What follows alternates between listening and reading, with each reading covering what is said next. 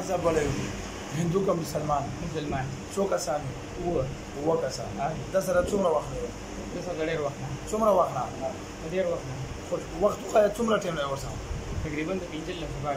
15 کالو نه ورسره وي تاسو څه څه تکلیف ورکوو دره بس صرف تنګ وي څنګه یې تنګ وو بس چې ډېر څه کوي بس هغه کار ولې مخه ولوو مخه ولوو مطلب کم یو کار مخه ورته وایي یو مخه چې مونځ هم کوي که لامبي که پودس چدم کوي که هر څه کوي په ژوند کې هر څه خبره کوي بس مخه ولوو چې دې مونځ کې مطلب تاسو راشئ مونځ ته یې نه پرېږدي ولې نو بس څنګهول څنګهول هندوان نه مسلمانان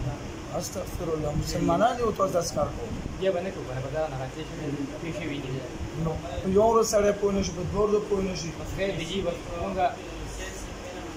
مونږ دا وګوره دا د ساینس کم تعلیم کوي څه کوي FSC یې کړی و دا FSC ته کېنه دلته راته ووایه په دغه کې چې کلیپ کې راشي څومره تعلیم یې کړی دا FSC ساینس کې څومره نمبر تکړه ماشوم دی او په 15 سال کې دا ته دومره ذلیله کړو کم ځای نه راغلی دومره ذلیله کړو ته خو الله مخلوق کې مسلمان یې که نه الله له به څه جواب ورکوي یو ورځ سړی پوه نه شي دوه ورځ پوه نه شي کال پوه نه شي بیا په زندګۍ کې اجازه داسې کار نه کوو بیا په زندګۍ کې اجازه تاسو په نورو ملایانو سره هم وعدې مدې کړي که نه کړی مې ورسره خو بس جي تاسو نه ویرېدې څنګه رانه ویرېدې بس والله چې ته ولیدې هلته کې تاسې تېښته ته مېړه شوي څه شته شوی تېښته ته مېړه شوي چې تېښتې ته مې زړه شوی چې ته مې ولیدې ولې تښتېدې بس یارېدم یارېدو نو تاسو اووه کسان یو زه ځان له یم ولې ټینګېدی نه شو سوځوم دی داسې به یې سوځوم چې سترګو نظر به یېځي بیا به نه راځم دلته به ذلیله پروت بیا به نه راځم بیا به نه راځم که نه قسم په خدای لا اله الا الله محمد رسول الله بیا به نه راځم چوپ شه کلمې مه وایه راځم که نه قسم په خدای چې نه به راځم که نه چوپ شه یاره جي نه به راځم که نه ته منافق یې نه لا اله الا الله بیا به دې سزا څه وي مرګ وي او مرګ زه به دې یو میاشت بعد بیا راغواړم صحیح دی چې راغلي وو نه به راځم بیا به دې دې نه سم ذلیله کوم ښه کلمه شهادت وایي صحیح لا اله الا الله محمد رسول الله صلى الله عليه وسلم واشهد ان لا اله الا الله واشهد ان محمدا عبده ورسوله مونږ وعده کوو ووایه وعده کوو په قرآن سره سلیمان علیه السلام په خدای باندې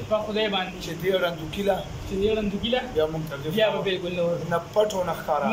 ښکاره عبادت ته به بالکل هر شي ته آزاد او که دوکه مې کړې وه بیا به سزا ورکړو ګوتې وچوه ټول بدن ورته وشوه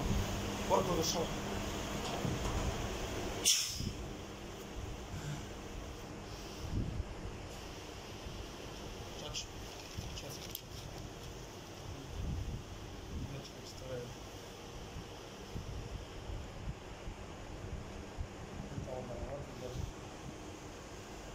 دا چې کله ننوځي بهر زموږ پیریان یې که نه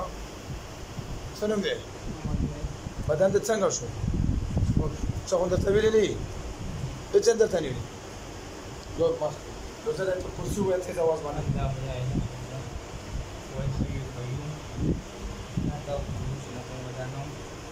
له ما في السماوات وما في الأرض من ذا الذي يشفع إلا بإذنه يعلم ما بين أيديهم وما خلفهم ولا يحيطون بشيء من علمه إلا بما شاء أصحاب العليم ځان یې راکړه